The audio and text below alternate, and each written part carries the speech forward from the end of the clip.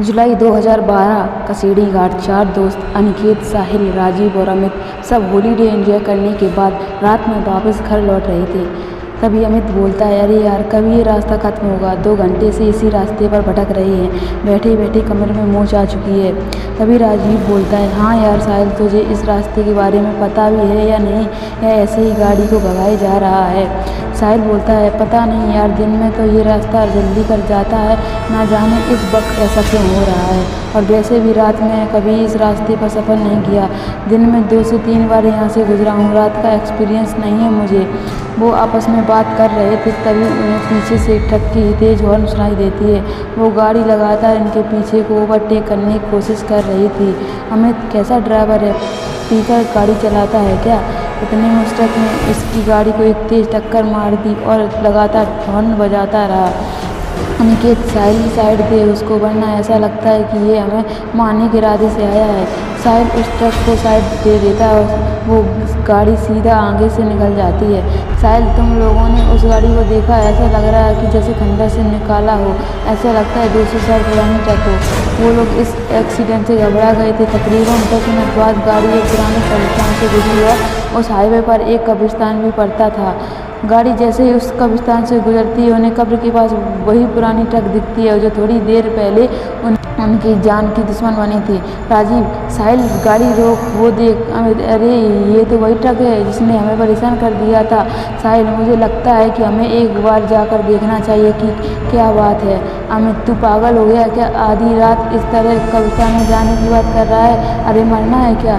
अमित वहाँ जाने से रोकने की कोशिश करता है, लेकिन तभी उन्हें उसी ट्रक से एक आदमी उतरता दिखता है जिसने काले कपड़े पहने हुए थे और उसके पास सर पर एक टोपी थी। वह लगभग 7 फीट लंबा और हट्टा कट्टा था। यह देखकर ना जाने क्यों उस सबकी उत्सुकता और बढ़ गई। अमित के अलावा सभी उस आदमी के बारे में पता लगाने के लिए उत्सुक हो गए।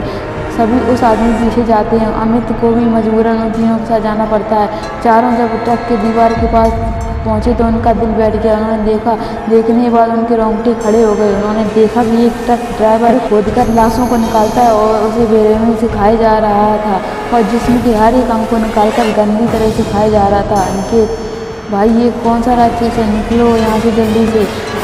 हड़बड़ाहट में सब वहाँ से एक साथ भागे, लेकिन इमामित इतना डरा कि वो हिल भी नहीं पाया।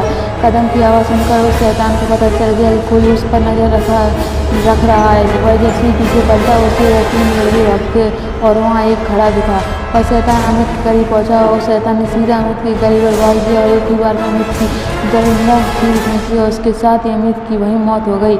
यहाँ तीनों तेजी से गाड़ी की तरफ भागने लगे और गाड़ी के पास पहुँचे और गाड़ी में बैठे। शैतान अब तक उनके पीछे नहीं भागा था, बल्कि दूर से ही खड़ा उन्हें घूर रहा था। साहिल गाड़ी स्टार्ट करने की पूरी कोशिश कर रहा था, लेकिन उसकी कार स्टार्ट नहीं हो रही थी। तभी वह दूर खड़ा शैतान धीरे धीरे उनकी तरफ बढ़ता है, गाड़ी के नज़दीक पहुँच गया था। तभी गाड़ी स्टार्ट हो गई और तेजी से साहिल गाड़ी को आगे बढ़ाने लगा। वह शैतान इन तीनों के पीछे पड़ चुका था। तभी वह हवा में उड़ा और सीधी गाड़ी पर कूद गया और जैसे ही अनिकेत उसे देखने के लिए अपनी मुंडी गाड़ी से बाहर निकाली, तभी उस शैतान ने अनिकेत का सर अपनी भारी तलवार से काटकर अलग कर दिया और उसका अधकटा शरीर गाड़ी में ही फड़फड़ाने लगा। यह देखकर साहिल और राजीव दोनों डर गए और दोनों जान बचाने के लिए चलती गाड़ी से कूद गए। वे दोनों घास के मैदान में गिरे, जिससे उन्हें कम चोट आई। वे दोनों सांस दबाए घास में लेटे रहे, लेकिन उनके डर को उस शैतान ने महसूस कर लिया और फिर शैतान ने राजीव को एक कोने में दिखा। तभी वो शैतान अपने लंबे नाखून और धारदार तलवार से राजीव पर वार किया, जिससे उसकी दर्दनाक चीख निकल आई और उसकी मौत हो गई। उस शैतान ने साहिल को नहीं देखा था और साहिल भी राजीव की मौत के वक्त वहाँ से निकल चुका था, जिसकी वजह से वो बच गया। उस रात कसेड़ी घाट हाईवे पर जो भयानक हादसा उसके साथ घटा, उससे सभी को यह सीख लेनी चाहिए कि अंधेरी रात में भूतिया रास्ते से गुजरने का अंजाम कितना खौफनाक हो सकता है। कहते हैं उस भूतिया सड़क की कहानी में कोई शैतान है जो हर रात 12 से 3 के बीच अपने पुराने खतरनाक ट्रक से अपने शिकार का पीछा करता है और उसे मारकर कब्रिस्तान में दफन कर देता है और अगली रात उसे कब्र से निकालकर उसके जिस्म के टुकड़ों को खाता है, जिससे वो खाकर अमर हो जा सके।